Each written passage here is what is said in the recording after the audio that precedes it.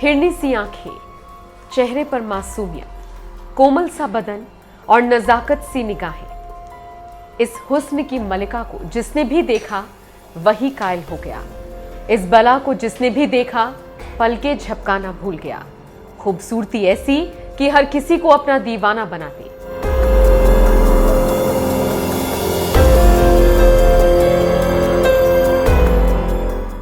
लेकिन इस खूबसूरती के पीछे दफन है वो राज जिस पर से पर्दा उठने के बाद हर किसी को हैरान और परेशान कर देगा। जवानी की ज्वाला में जलती ये बला कोई और नहीं बल्कि हंगरी की महारानी एलिजाबेथ बाथरी थी। इनके रोम रोम में बसी खूबसूरती के पीछे वो खौफनाक कहानी है जिसकी चर्चा आज भी जारी है। आपने अब तक सीरियल किलर, ठग बहराम से लेकर नरपिशाच, सुरेंद्र कोली तक अनेकों नाम सुने होंगे, लेकिन आपने इस कातिल महारानी की वो दास्तान नहीं सुनी होगी जो अपनी खूबसूरती बरकरार रखने के लिए पानी से नहीं बल्कि खून से नहाया करती थी। सीरियल किलिंग के इतिहास में दर्ज इस महिला का नाम जिसने भी सुना उसकी रूह कांप उठी। उस सफेद महल के अंदर खून की नदियां बहती थी।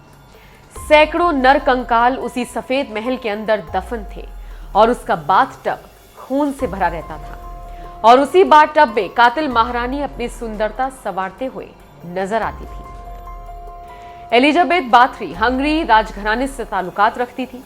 एलिजाबेथ की शादी फेरेंक नेडिस्टी नाम के शख्स से हुई जो तुर्कों के खिलाफ युद्ध में हंगरी का नेशनल हीरो था।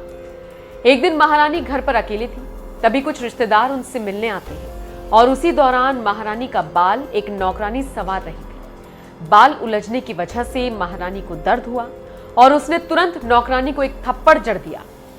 तभी महारानी के नाखून से लगकर नौकरानी के खून निकल गए और खून की कुछ छींटे महारानी के हाथों पर पड़ गई और उस खून को महारानी ने साफ नहीं किया।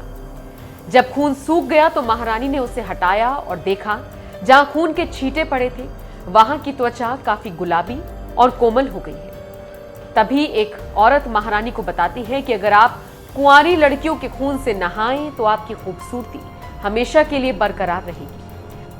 अपनी खूबसूरती को बरकरार रखने के लिए ये महारानी देखते ही देखते खूंखार बन गई और उसके बाद कुंवारी लड़कियों को अपने चंगुल में फंसाने के लिए जाल बुनने लगी। एक ऊंचे रसूख वाली महिला होने की वजह से वो आसपास के गांव की गरीब लड़कियों को अपने महल में अच्छे पैसों पर काम करने का लालच देकर बुलाती थी, लेकिन लड़कियां जैसे ही महल में आती थी फिर वो लौटकर कभी नहीं जाती थी और फिर उन्हें तड़पा तड़पा कर उनके खून का एक एक कतरा महारानी के नहाने के लिए निकाल लिया जाता था। मासूम बच्चियों के नाजुक अंगों को जला दिया जाता था।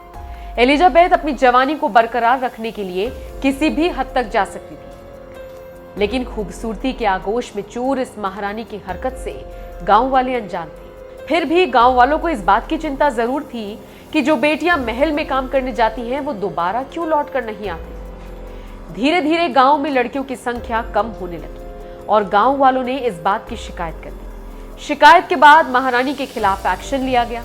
उसके बाद जो सच्चाई सामने आई उससे पूरा गांव सन्न रह गया।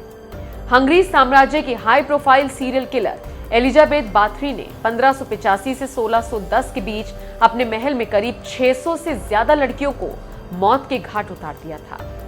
साल 1610 में एलिजाबेथ को उसके घिनौने जुर्म के लिए गिरफ्तार किया गया।